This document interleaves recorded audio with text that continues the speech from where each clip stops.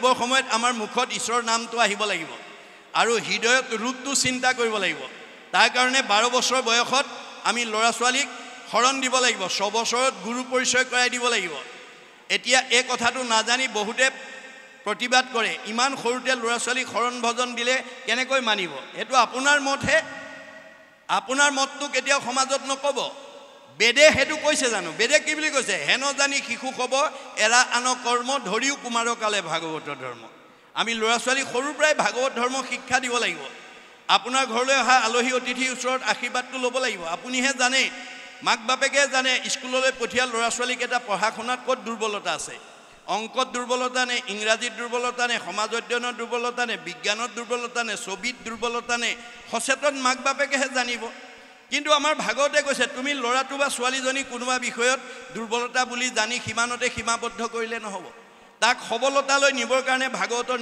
আদৰ্শৰে তুমি আগবাঢ়ি যাব লাগিব ভাগৱতে কি বুলি কৈছে দৈব্য বখে যদি সাধুৰ সংগ পায় নিশ্চয় জানা তাহাৰৰ স্বভাৱ দূৰ হয় আজি কলি যুগৰ কাৰোবাৰ ঘৰলৈ আহি স্বয়ং বৈকুণ্ঠপতি কৃষ্ণই তোমাৰ ল'ৰা ছোৱালীক এটা আয়ুষ্মান ভৱ পঢ়া শুনাত ভাল হ'ব পৰীক্ষাত ভাল হ'ব বুলি আশীৰ্বাদ দিবলৈ নাহে কোন আহিব হৰিৰ মূৰ্তিক ভক্তক দেখিবা শক্তি অনুৰূপে তাৰ প্ৰীতি আচৰিবা আপোনাৰ ঘৰলৈ ভকত বৈষ্ণৱ ভগৱন্তৰ মানে মূৰ্তি স্বৰূপে আহিব হৰিৰ মূৰ্তিক হৰি ভক্তক দেখিবা শক্তি অনুৰূপে তাৰ প্ৰীতি আচৰিবা আছে যদি ধূপ এডাল জ্বলাব নাই যদি কটখনত বহুৱাই ঠাইকণ মচি ল'ৰা ছোৱালীকেইটাক মাতি আনি আশীৰ্বাদ এটা ল'ব প্ৰভু ল'ৰাটো অংকত বৰ দুৰ্বলতা ছোৱালীজনী বৰ অংকত দুৰ্বলতা অকণমান আশীৰ্বাদ দিয়ক 10 জনে যদি মূৰত হাত দি ঈশ্বৰে কৃপা কৰিব বুলি আশীৰ্বাদ দিয়ে সজনৰ আশীৰ্বাদে মিলে কৃষ্ণৰ প্ৰসাদ শেষ দশমত লিখি থৈ গৈছে গুৰুজনাই ভগৱানে কৃষ্ণই আহি কেতিয়াও আপোনাৰ ঘৰত এতিয়া পোনপটীয়াকৈ আশীৰ্বাদ নিদিয়ে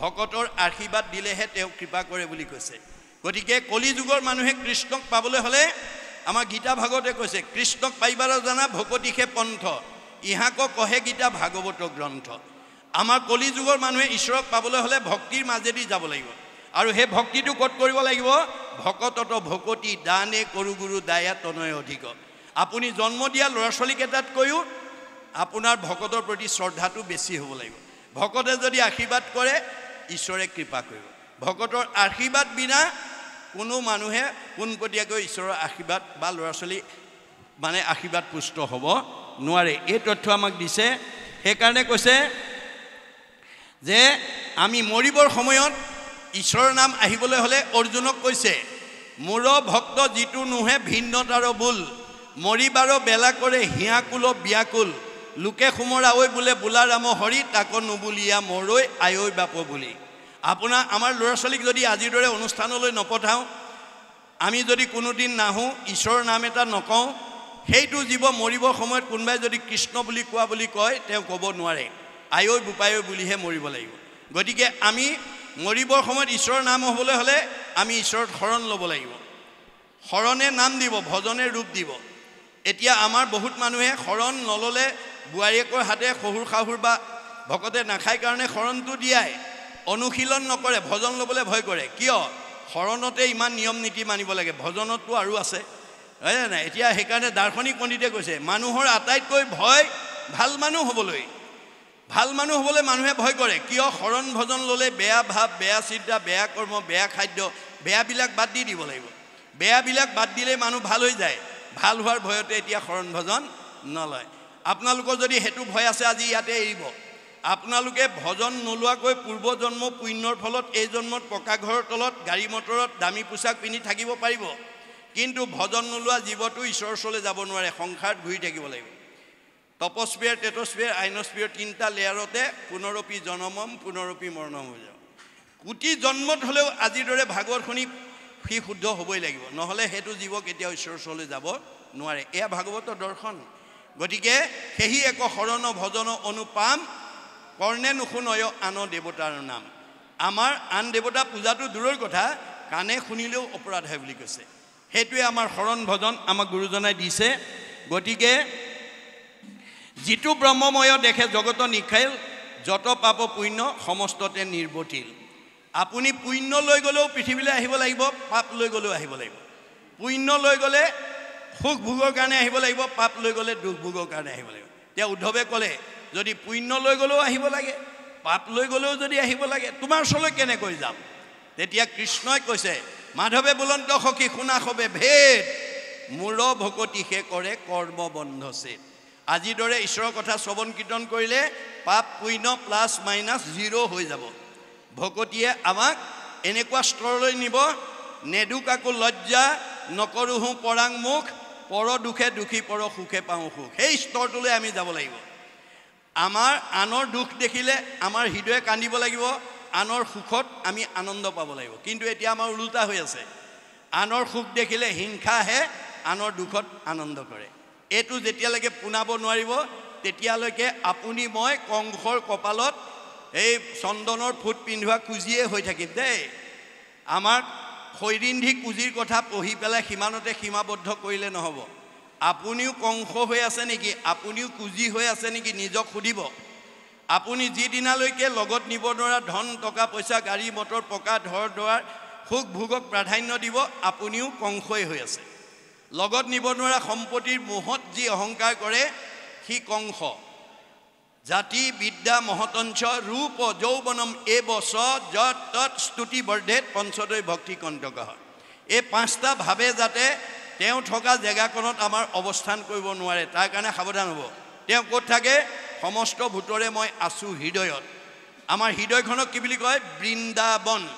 বৃন্দ মানে আনন্দ, অবন মানে ৰক্ষণ স্থান। য'ত আনন্দ থাকে সেইখনে বৃন্দাবন। ভগৱান ক'ত থাকে? হৃদয়। হৃদয়খন বৃন্দাবন। তেওঁ থকা জেগাকণ আপুনি কেনেকৈ ৰাখিব লাগিব? সত্যম শিৱম সুন্দৰম।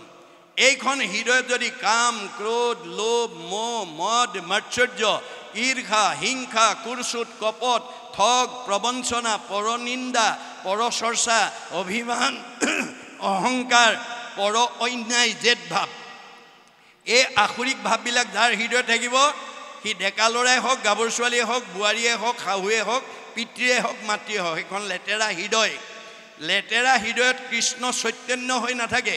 কৃষ্ণ চৈতন্য হৈ নথকা হৃদয়খনৰ মানুহে খোলা হাঁহি মাৰিব নোৱাৰে। খোলা হাঁহি মাৰিব নোৱাৰা মানুহৰ চেহেৰা ভাল নহয়, কমনীয়তা নাবাঢ়ে, আয়ুস নাবাঢ়ে। মনত ৰাখিব কথাটো। গতিকে ভাগৱতে আমাক চব তথ্য দি আছে। এই তথ্যখিনি আমি ইয়াৰ পৰা লৈ আমি নিজক সংস্কাৰ কৰিব লাগিব। আমি নিজে শুদ্ধ হ'বৰ কাৰণে ভাগৱত শুনিবলৈ আহিব লাগে। সেইকাৰণে কৈছে হৰিৰ কথাটোত আৰু ৰতি অবিশ্ৰাম, সদায়ে মুখত নেৰৈ ৰাম কৃষ্ণ নাম। আমাৰ এনেকুৱা এটা পৰ্যায়লৈ আমি যাব লাগিব, ল'ৰা ছোৱালীবিলাকক নিব লাগিব। ভগৱন্তৰ 1000টা নামৰ পৰা এটা নাম যাতে আমাক খাওঁতে খুওঁতে যাওঁতে যাতে মুখত আহে। মাধৱদেৱে কৈছে ৰাম কৃষ্ণ নাম যিটো সদায় ফুৰে গাই, সদায় মংগল তাৰ অমংগল নাই। 2টা আখৰৰ ৰামকৃষ্ণ নামটো যাতে আমাৰ সদায় মুখত আহি থাকে, তাৰ প্ৰতি আমি অভ্যাস কৰিব লাগিব দেই। অৰ্জুনক কৈছে তুমি ইন্দ্ৰিয় সংযম কৰিবা, মনক সংযম কৰিবা, নহ'লে 4 মুঠি জীৱৰ ভিতৰত সৰ্বশ্ৰেষ্ঠ উপাধি লোৱাৰ সাৰ্থকতা নহ'ব। তেতিয়া অৰ্জুনে প্ৰতিবাদ কৰিছে কি বুলি? কাৰ খাদ্য আছে মনক সংযম কৰিব, ইন্দ্ৰিয় সংযম? নাই নাই, এইটো প্ৰস্তাৱ মোৰ গ্ৰহণযোগ্য নহয়। হেন শুনি অসন্তোষ কৰন্ত অৰ্জুন, ইন্দ্ৰিয়ক বশ্য কৰি বাক পাৰে কোন। কাৰ খাদ্য আছে ইন্দ্ৰিয়ক? নাই নাই, এইটো প্ৰস্তাৱ মই মানিব নোৱাৰোঁ। কৃষ্ণই হাঁহি পেলাই কৈছে, কৃষ্ণে বোলে সখী তুমি নকৰিবা ভয়, অভ্যাসতে ইন্দ্ৰি বশ্য আপুনি হয়। অভ্যাস কৰক। আজি আপোনালোকে নিজকে সোধকচোন বাৰু, অহাৰ পৰা নাম লোৱাৰ পৰা ধৰি এতিয়ালৈকে কঠখনত বহি আছে, ঘৰত অকলে এনেকৈ কঠ এখনত বা চকী এখনত অকলে বহি থাকিব পাৰিলেহেঁতেনে? নোৱাৰিলেহেঁতেন। কোনে বহুৱাইছে আজি? কিয় বহিছে? এই ৰহস্য ভেদ কৰিব লাগিব। আমাৰ বেদত কৈছে স্ব পৰম অনুৰক্তি ঈশ্বৰে ভক্তি। আজি আপোনালোক ইয়াত বহি থকা সকলে ভাগৱতৰ ঈশ্বৰৰ কথা জানিবৰ কাৰণে, শুনিবৰ কাৰণে, বুজিবৰ কাৰণে এটা আগ্ৰহ লৈ বহি আছে।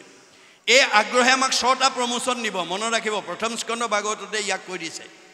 ভাগৱতে কেৱল নিয়ম শৈলীৰ কথা কৈ আছে, পদ্ধতিৰ কথা কৈ আছে, কেনেকৈ কি নিয়মত থাকিলে আমি জীৱনটো সুন্দৰভাৱে আগুৱাই নিব পাৰিম, এই নিয়মৰ কথা কৈ আছে।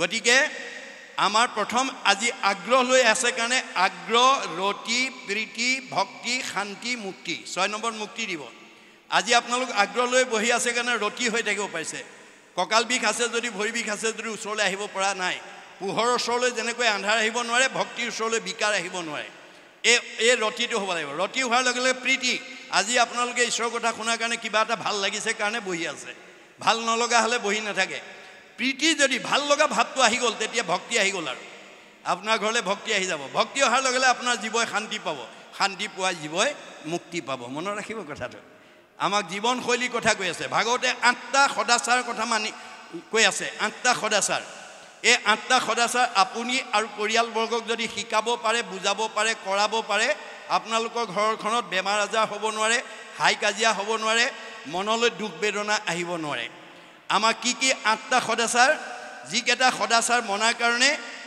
মানে আমাৰ গুৰুজনাৰ দিনত কেইবাজনো আটা পুৰুষে আয়ুস বঢ়াইছিলে আমাক ভগৱানে সবকে 100 বছৰ দিছে মনুষ্যৰ আয়ুষত বৰিষ সংখ্যাত মানুহ মাত্ৰেই 100 বছৰ দিছে কাকো কমাই দিয়া নাই তৎসত্ত্বেও আজি আমাৰ উঠি অহা বহুত প্ৰজন্ম 100 বছৰ নোহোৱাকৈ আমাৰ মাজৰ পৰা বিদায় লৈ গুচি গৈছে গণ্ডগোল ক'ত লাগিলে যে তেওঁলোকে ভাগৱতৰ মানে সদাচাৰৰ কথা নাজানে তেওঁলোকে অনাচাৰ বেভিচাৰ ভ্ৰষ্টাচাৰ কৰাৰ কাৰণে গতিকে তেওঁলোকে আধা বয়সতে আমাৰ মাজৰ পৰা বিদায় ল'ব লগা হৈছে শংকৰদেৱ মাধৱদেৱৰ দিনত কেইবাজনো আটা পুৰুষে ভাগৱতৰ ব্যাখ্যা শুনিছিল কিন্তু তেওঁলোকৰ সাহিত্যিক বৈশিষ্ট্য কি আছিল গুৰুতকৈ শিষ্য জ্ঞান খুচৰি খুচৰি লয় জ্ঞান নজনা কথাটো সব শিকি ল'লে শিকাওঁতা মাধৱদেৱ 107 বছৰ জীয়াই থাকিলে শিকাওঁতা শংকৰদেৱ 120 বছৰ জীয়াই থাকিলে কিন্তু তেওঁলোকৰ পৰা শিক্ষা লোৱা বদলা এটা 130 বছৰ ৰাম এটা 140 বছৰ মথুৰা দাস এটা 151 বছৰলৈ আয়ুস বঢ়ালে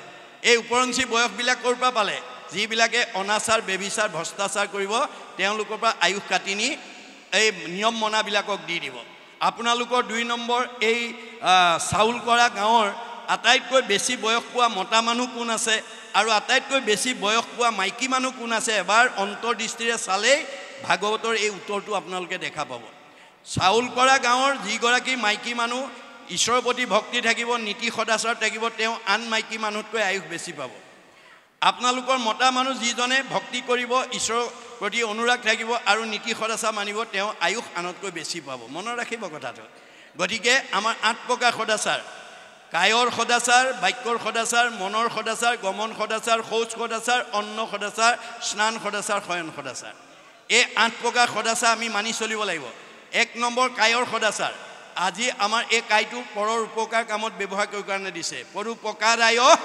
ইদম শৰীৰম দে আজিৰ অনুষ্ঠানটো মই আৰম্ভণিটো কৈছো আকৌ কৈছো আজিৰ এই দুদিনীয়া অনুষ্ঠানটো সৰ্বাংগ সুন্দৰ কৰিবৰ কাৰণে কোনো ভকতে যাতে আহি কোনো অসুবিধা নোপোৱাকৈ যদি খলাক লৈ যায় আপোনালোকৰ ইয়াত পুণ্য আছে গতিকে আমাৰ এই দুটা দিনত এইখন গাঁৱৰ জেকা গাভৰু বুৱাৰী জীয়াৰী সকলোৱে পুণ্য লোৱাৰ এটা সৌভাগ্য গতিকে আপোনালোকে এই কাইটো যাতে আপোনালোকে অকণমান ভকত সেৱা কামত ব্যৱহাৰ কৰিব কৃষ্ণ কীৰ্ত নকৰিয়া ভৈলু হওঁ বৰবৰ ইটো হস্ত বাহু মিছা মিতক খবৰ আপোনাৰ অকণমান সহায় কৰি দিব পৰা শক্তি আছে কিন্তু আপুনি ব্যৱহাৰ কৰা নাই আপুনি মৰা মানুহৰ হাতকেইটাহে ভাৰ বোলে আপোনাৰ হাতকেইটাৰ কোনো মূল্যাংকন নহ'ব এইটো হৈছে কায়ৰ সদাচাৰ বাক্যৰ সদাচাৰ সত্যপ্ৰিয় হিত এই বিষয়ে মই আগত কৈ গৈছোঁ সঁচা কথা ক'ব শুনিবলৈ ভাল পোৱাকৈ ক'ব আনক উপকাৰ হোৱাকৈ ক'ব আপোনাৰ কথাই যাতে আনক অপকাৰ কৰিব নালাগিব কাক অপকাৰ কৰিব সবতে ভগৱান আছে সকলোতে ভগৱান আছে আপুনি ভগৱানক আত্মাক দুখ দি আপুনি বাচি যাব নোৱাৰিব গতিকে আপুনি কথা কওঁতে সাৱধান হ'ব যাতে আপোনাৰ কথাই আনক আঘাত দিব লগা নহয় এইটো হৈছে বাক্যৰ সদাচাৰ মনৰ সদাচাৰ দয়া প্ৰেম কৰোণা ইজনৰ প্ৰতি সিজনৰ মৰম চেনেহ থাকিব লাগিব গমন সদাচাৰ ভৰিকেইটা আমাক ভগৱানে যাবৰ কাৰণে দিছে যাবৰ কাৰণে দিলে বুলিয়ে অগম্যা গমন কৰিলে নহ'ব কলৈ যাব লাগিব কলৈ যাব নালাগিব ভাগৱতে সীমা বান্ধি দিছে সংঘ অনাসংঘ বামুণীয়া কীৰ্তনীয়া সত্ৰ সমাজ বুলি নহয় জীৱশ্ৰেষ্ঠ মানুহৰ কাৰণে বান্ধি দিছে প্ৰথম কলি থকা ঠাইলৈ আপোনালোকৰ পৰিয়ালৰ কোনো লোক যাবলৈ নিদিব কলি ক'ত থাকে পৰীক্ষিত ৰজাই কলিক নিগ্ৰহ কৰোঁতে প্ৰধানকৈ 4টা ঠাই দিছে নিৰপতি বুলন্ত কলি টুক দিলোঁ স্থান জৈত খেলে জুৱা পাশা কৰে মদ্যপান স্ত্ৰী পঞ্চ শুনা গৃহস্থৰ থাকে জৈত এই 4 স্থানৰ দিলোঁ বংশ গয়াতৈত প্ৰথম এই চাৰিটা ঠাইলৈ আমাৰ পৰিয়ালৰ যাতে সদস্য গাঁওখনৰ কোনো যাতে যাব নোৱাৰে তাৰ প্ৰতি জ্যেষ্ঠসকলে অকণমান চোকা দৃষ্টি ৰাখিব। জুৱা পাখা খেলা ঠাই, মদ্যপান কৰা, পৰস্ত্ৰী আসক্ত, হিংসা ধৰ্ম। নিৰপতি বুলন্দ কলি টোক দিলো স্থান, জৈত খেলে জুৱা পাখা কৰে মদ্যপান। স্ত্ৰী পঞ্চ শুনা গৃহস্থৰ থাকে জৈত, এই 4 স্থান দিলো বঞ্চ। এই 4টা ঠাইলৈ যাতে আমি যাব লগা নহয় তাৰ প্ৰতি সতৰ্ক হ'ব। 1। 2 নম্বৰ, অন্য দেৱী দেও নকৰিবা সেও, 1খন বে। গৃহু নপঢ়িবা তাৰ, 2খন বে। মূৰ্তিকো নাচাইবা, 3খন বে। প্ৰসাদো নাখাইবা, 4খন বে। এই 4খন বেৰত আমাৰ জীৱশ্ৰেষ্ঠ মানুহৰ জীৱটো ৰাখিব লাগিব। আপুনি বাৰীত চাৰিওফালে বেৰা দি যদি খেতি কৰে গৰু ছাগলীয়ে অনিষ্ট কৰিব নোৱাৰে। যদি এখন বেৰ ভাগি যায় সেইফালে সোমাই অনিষ্ট কৰিব। আপোনাৰ জীৱটোৱে যদি এই 4 বেৰ ভাঙি পেলাই যায় আপুনি আয়ুস কমি যাব, বিকাৰ হ'ব। মনত ৰাখিব কথাটো। আপুনি আয়ুস বঢ়াবও পাৰে, কমাবও পাৰে, সেইটো আপোনাৰ ওপৰত নিৰ্ভৰ কৰিব। গতিকে আমাক গুৰুজনে নিয়ম বান্ধি দিছে। গমন সদাচাৰ, তাৰপিছত শৌচ সদাচাৰ, মানে শৌচ প্ৰস্ৰাৱ কৰি পৰিষ্কাৰ পৰিচ্ছন্ন হ'ব লাগিব, সেইটো আমাৰ সদাচাৰ। স্নান সদাচাৰ, এতিয়া গৰম দিন, গৰম উঠিলে বুলি বাথৰুমত গৈ ঢলঢলকৈ পানী ঢালি গা ধুলে নহ'ব। আপুনি গা ধুই থাকোঁতে মনটোকো পৰিষ্কাৰ কৰিব লাগিব। জয় গুৰু শংকৰ সৰ্বগুণা কৰ যা কেৰি নাহিকে উপাম, তুহাৰী চৰণে ৰেণু শতকোটি বাৰ একো কৰোঁ প্ৰণাম।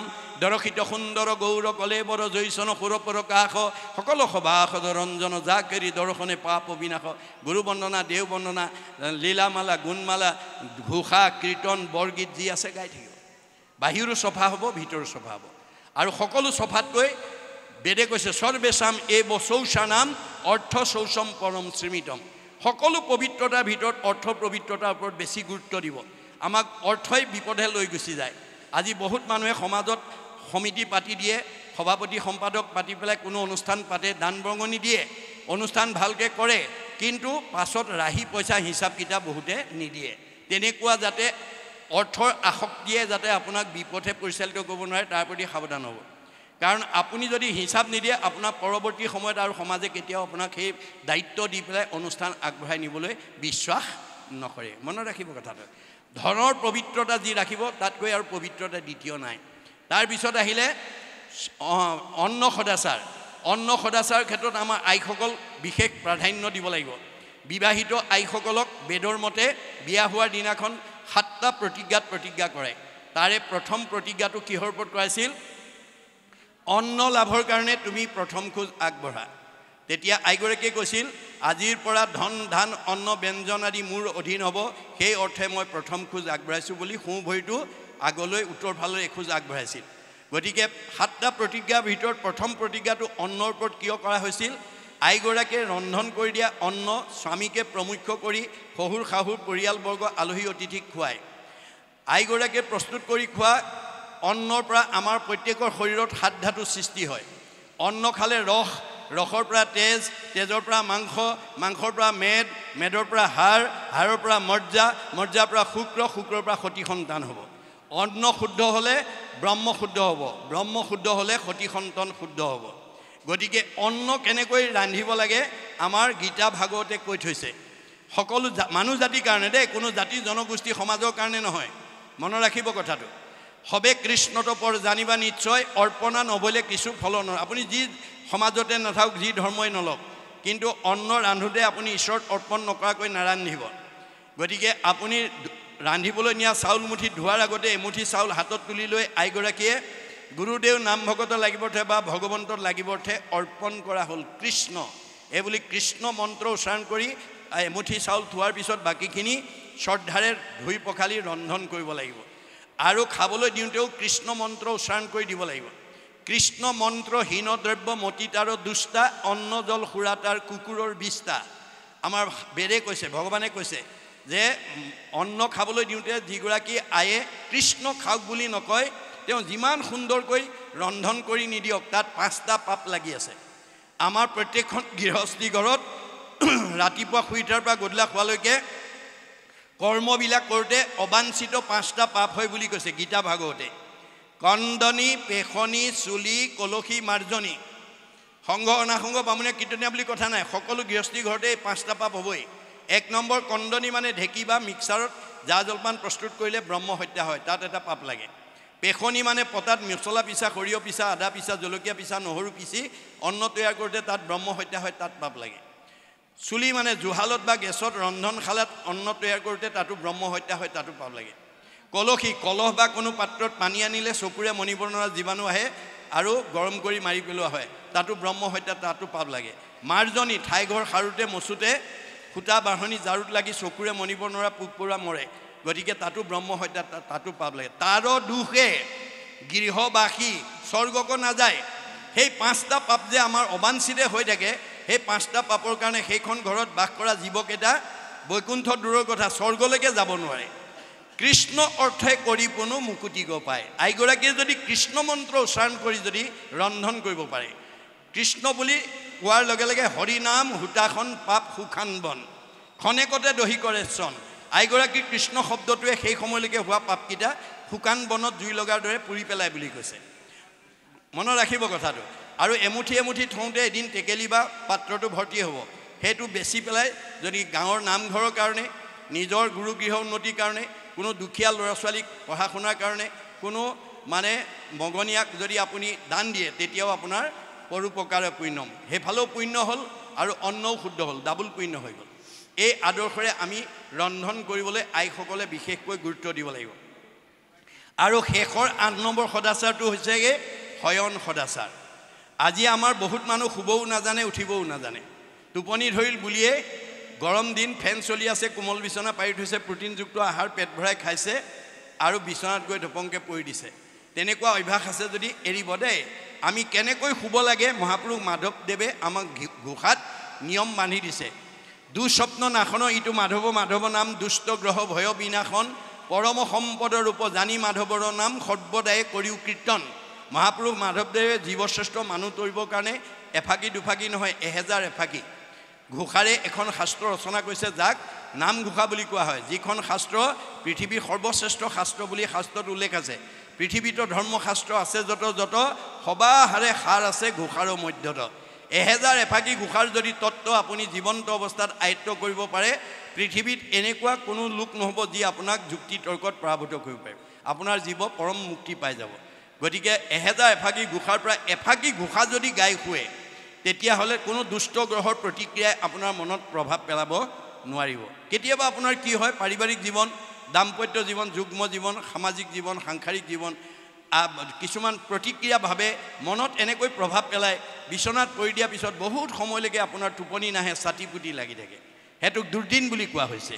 তেনেকুৱা দুৰ্দিন যদি আপোনালোকৰ কাৰোবাৰ জীৱনলৈ নামি আহে, আপুনি কি কৰিব লাগিব, ঘোষা যিমান মুখস্থ আছে, কীৰ্তন যিমান মুখস্থ আছে, বৰগীত যিমান মুখস্থ আছে, দিহানাম, ঈশ্বৰৰ নাম যি আছে, আপুনি এফালৰ পৰা গাবলৈ যত্ন কৰক।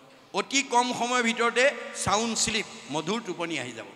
আমাৰ বহুতে উঠিব নাজানে, সাৰ পালে চকু মোহাৰি জাপ মাৰি নামি আহে। তেনেকুৱা স্বভাৱ আছে যদি এৰিব। আমি কেনেকৈ উঠি আহিব লাগে, ভাগৱতে নিয়ম বান্ধি দিছে।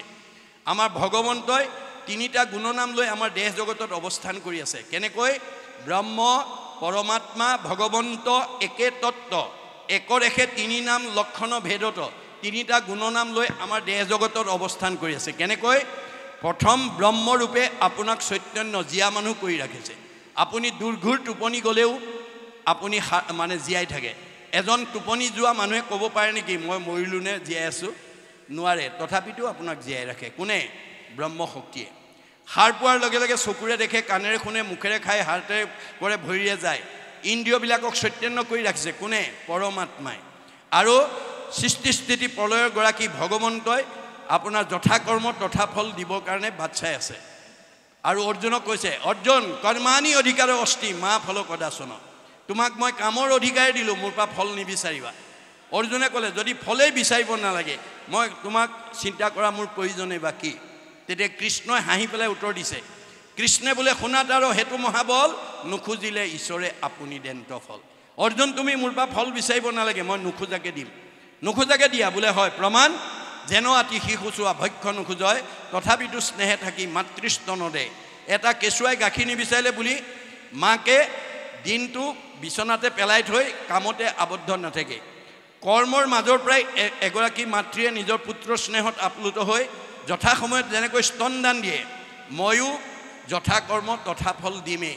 তুমি মাত্ৰ কৰ্ম নিৰ্বাচন কৰি ল'বলৈ শিকিবা, বোলে কৰ্ম কি বেদে যাক বিহি আছে তাকে বোলে কৰ্ম বেদবিহিত কৰ্ম কৰিবা বেদে কি বিহিছে ঈশ্বৰৰ অৰ্থে যিটো কৰে তাকে বোলে কৰ্ম আজি আপোনালোকৰ আইসকল বা ৰাইজৰ সহযোগত এইটো বেদবিহিত কৰ্ম কৰিলে দুটা দিনত ইমানবিলাক আত্মাক মাতি আনি আপোনালোকে কৃষ্ণ কথা শুনাই জন্ম জন্মান্তৰ কাৰণে পুণ্য অৰ্জন কৰি জীৱক উপকাৰ কৰিলে গতিকে এইবিলাক মানে বেদবিহিত কৰ্ম আৰু আপোনালোকে এই দুটা দিনৰ কাৰ্যসূচী সফল ৰূপায়ণৰ কাৰণে যিসকলে দান বৰঙণি দিছে খাদ্য অনুসৰি কোনোবাই 10,000 কোনোবাই 5,000 কোনোবাই 2,000 কোনোবাই 1,000 কোনোবাই চাহ দিছে কোনোবাই অন্ন দিছে কোনোবাই জলপান দিছে ইত্যাদি ইত্যাদি দেখাত খৰচ হৈছে আচলতে জমা হৈছে অৰ্থ আৰ্জি বাৰো কিঞ্চিত একো নাহি ফল যদি নভজয় হৰি চৰণ কমল আপুনি উপাৰ্জন কৰা ধনেৰে যদি আজিৰ দৰে ঈশ্বৰৰ সেৱা কৰ্ম কৰিব নোৱাৰে সেই ধনৰ কোনো মূল্য নাই কিয় দুখ কৰি ধন ধান আৰ্জা যত মানে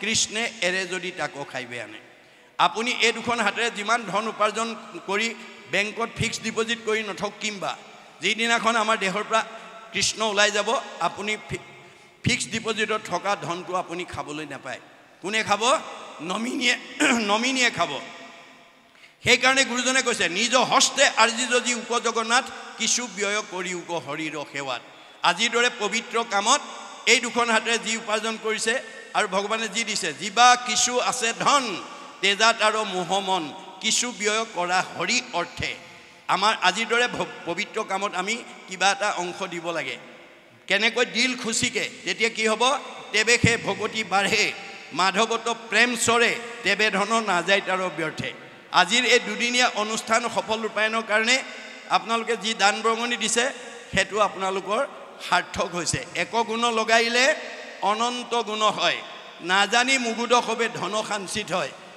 বহুত মানুহে নজনাৰ কাৰণে এনেকুৱা ভাল কামলৈ পইচা দিবলৈ টান পায় ভগৱানে কৈছে তেওঁ কি কৰিম জানা কি শাকত নেখাই লোন পিটিকাত যাব 3 গুণ গতিকে যি মানুহে মোৰ কামত ব্যৱহাৰ নকৰে তাক মই বেয়া কামত খৰচ কৰাই দিম ধন সাঞ্চি যিটো বিষ্ণু বৈষ্ণৱক নেদৈ গৃহাগত ভৈলে তাক নাই বুলি খেদৈ মাধৱৰ নামলৈ বৈষ্ণৱ বোলাৱে হেনয় জনক দণ্ড দিয়ন্ত মাধৱে আদৰণী সমিতি আইসকলে গণ পাব কোনে কোনে নিদিয়াকে ঘূৰাই পঠিয়াইছে তেওঁ বৈষ্ণৱে হওক বা অবৈষ্ণৱে হওক তেওঁ শাস্তি দিবই কেনেকৈ নহি চুৰে নেই নহি অগ্নিয়ে দহয় নহি দণ্ড বন্ধ হুয়া ৰাজাই লয় তাৰ ধনটো হয় চুৰ ডকাইত উগ্ৰপন্থীৰ দ্বাৰা লৈ যাব নহয় জুয়ে পুৰিব নহয় আকস্মিক দুৰ্ঘটনা বেমাৰ আজাৰ হৈ ডাক্তৰে খাব নহয় কাজিয়া পেচাল লাগি কেছ মামলা লাগি পুলিচে খাব সীমানতো মই ৰেহাই নিদিওঁ হা ধন বুলি পাছে কান্দেৰাও বান্ধি ঘৰে ঘৰে ভিক্ষা মাগে কৃষ্ণ কৃষ্ণ বুলি মই দিয়া ধন থাকি যদি মোৰ কামত ব্যৱহাৰ নকৰে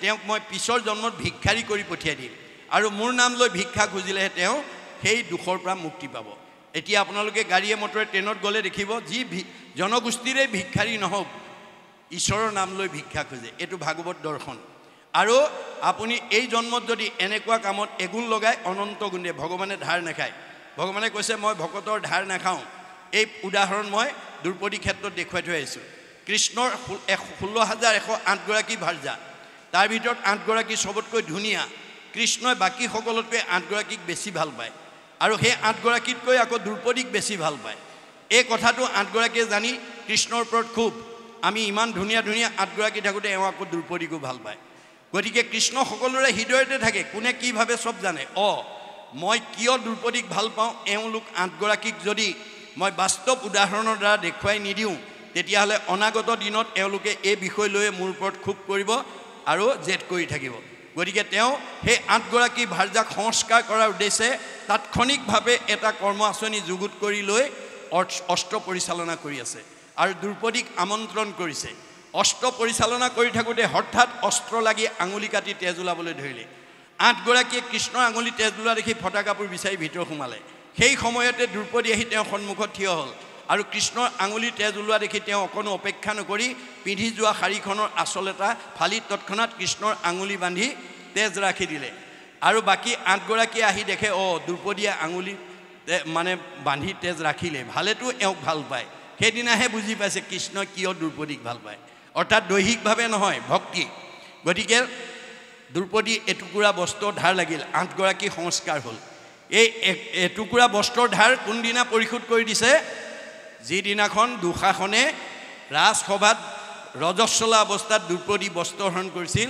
সেইদিনা বস্ত্ৰৰ ধাৰ বস্ত্ৰৰে পৰিশোধ কৰি জগতলৈ উদাহৰণ এৰি থৈ গৈছে সেইকাৰণে আমি শাস্ত্ৰৰ কথাবোৰ বিশ্বাসেৰে ল'ব লাগিব বিশ্বাসেৰে ল'ব লাগিব religious beliefs are based on faith ধৰ্ম দৰ্শনবোৰ বিশ্বাসৰ ওপৰত নিৰ্ভৰ কৰে religion is not really what is grasped by brain but by heart ধৰ্ম দৰ্শন মগজে ঢুকি পোৱা বস্তু নহয় কাৰোবাক দেখুৱাই দিব পৰা নহয় ই অন্তৰৰ উপলব্ধি বস্তু দাৰ্শনিক পণ্ডিত কৈছে to be faithful to your land will be faithful to you আপুনি মাটিডৰাক বিশ্বাস কৰি খেতি কৰিবলৈ শিকক মাটিডৰাই আপোনাৰ বিশ্বাস ভংগ নকৰে আপুনি প্ৰহ্লাদৰ দৰে ঈশ্বৰৰ ওপৰত বিশ্বাস ৰাখক ৰাখে হৰি মাৰে কোনে মাৰে হৰি ৰাখে কোনে হৰিয়ে নাৰাখিলে জৰিয়ে ৰাখিব নোৱাৰে যিটো কথা শুনি তেওঁ পিতাক হিৰণ্যকশিপু জলাজুইত ঘিউ ঢলাৰ দৰে উঠলি উঠিছিল আৰু দাবী কৰিছিল হৰি সি যদি জগতৰ ঈশ কহত কোনো তাৰ উদিশ হৰিয়ে যদি তোৰ জগতৰ ঈশ্বৰ ক তোৰ ঈশ্বৰ ক'ত আছে শুনিয়া প্ৰহ্লাদে বুলয় বাণী ব্যাপকত বিভু প্ৰভু চক্ৰ পানী মোৰ ভগৱন্ত সমস্ত জগততে ব্যাপ্তমান হৈ আছে সমস্ত জগতে আচন্ত স্বামী স্ফটিকৰ স্তম্ভে দেখোঁ আমি পকা খুটালৈকে আঙুলিয়াই দিলে যিটো প্ৰহ্লাদৰ কাৰণে সম্ভৱ হিৰণ্যৰ কাৰণে অসম্ভৱ মাৰি দিলে গদা ওলাই গ'ল কেনেকৈ বেদত কৈছে যত্ৰ অপায় অস্তি তত্ৰ উপায়মপি অস্তি য'ত অপায় থাকে তাত ভগৱানে ভকতক ৰাখিবৰ কাৰণে উপায়ৰ ব্যৱস্থা থৈছে অপায়টো কি আছিল হিৰণ্যকশিপু প্ৰহ্লাদৰ পিতৃ হিৰণ্যকশিপুৱে ভাতৃবধি প্ৰতিশোধ বৰাহৰূপী ভগৱন্তৰ ওপৰত ল'বৰ কাৰণে আকাশ চাই উদ্ধবাহু হৈ থাকিলা ভূমিক অংগুষ্টে চুই যে তেওঁ ভৰি আঙুলিত ভৰ দি আকাশলৈ সূৰ্যলৈ চাই তেওঁ ব্ৰহ্মাক উপাসনা কৰি আছে জতাৰ দীপিতি দেখন্তৈ ত্ৰাস প্ৰলয়ৰ সূৰ্যৰ যেন প্ৰকাশ ব্ৰহ্মাক চিন্তিয়া আশা মনত বহি গ'ল দিব্য বৰিষত হাজাৰ বছৰ পাৰ হৈ গ'ল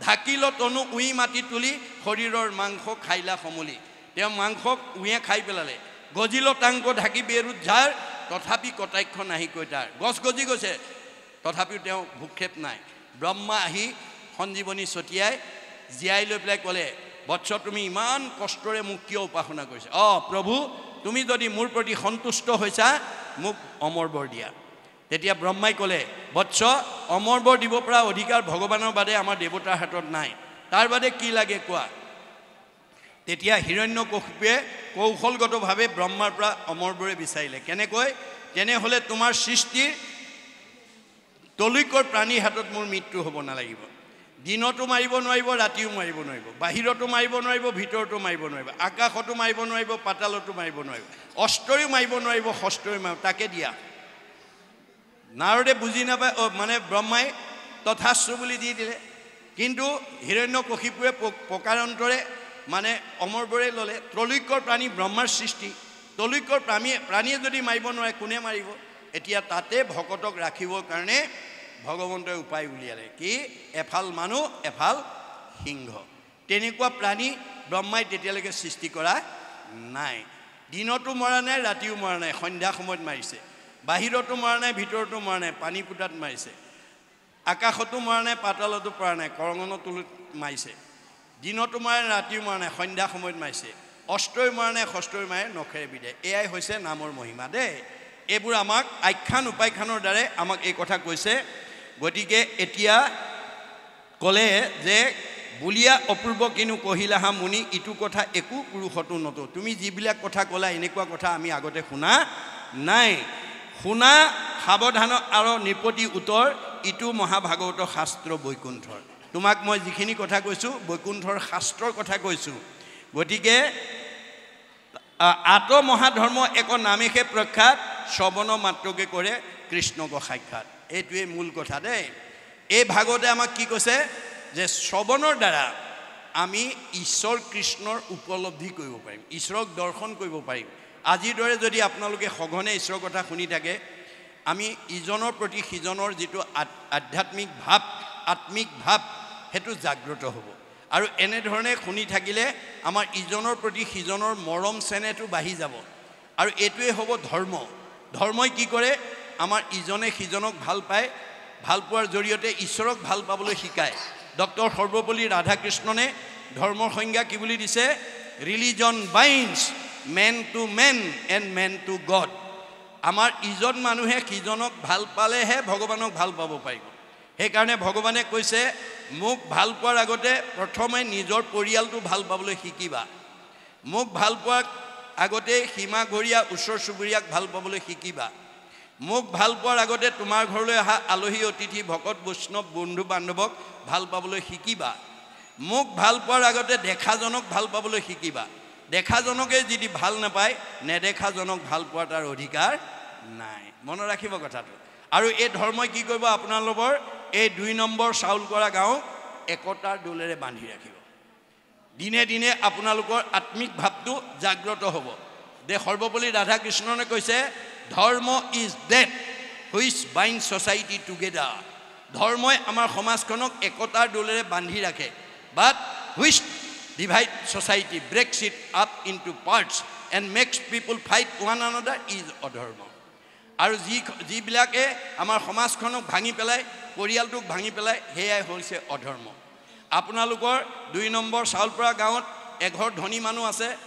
ধনে ধানে টকাই পইচাই গাড়ীয়ে মটৰে পকা ঘৰে দুৱাৰে ব্যৱসায় বাণিজ্যই চাকৰিয়ে বাকৰিয়ে একদম নদন বদন হৈ আছে কিন্তু ভিতৰলৈ গৈ দেখিলে স্বামী স্ত্ৰীৰ মাজত মনোমালিন্য শাহু বোৱাৰীৰ মাজত মনোমালিন্য ককাই ভাইৰ ইজনৰ প্ৰতি সিজনৰ সদ্ভাৱ নাই তেতিয়াহ'লে সেইখন অধৰ্মী পৰিয়াল আপোনালোকৰ গাঁৱত ডাক্তৰ আছে ইঞ্জিনিয়াৰ আছে অফিচাৰ আছে প্ৰবক্তা আছে অধিবক্তা আছে বুদ্ধিজীৱী আছে জ্ঞানী আছে মানি আছে বহুত বহুত উচ্চপদস্থ বিষয়ত চাকৰি কৰা লোক আছে ইজনক দেখিলে যদি সিজনে সিফালৈ মুখখন ঘূৰাই দিয়ে ইজনৰ প্ৰতি যদি সিজনৰ সদ্ভাৱ নাই তে এখন কি হ'ব অধৰ্মী সমাজ ইয়াকো আমি আমূল পৰিৱৰ্তন কৰিব পাৰিম কেনেকৈ এই নদীখন আজি যিখন নদী আপোনালোকে বুৱাইছে এই ভাগৱতৰ নদীখন বুৱাব লাগিব বুলি ভাগৱতে কৈছে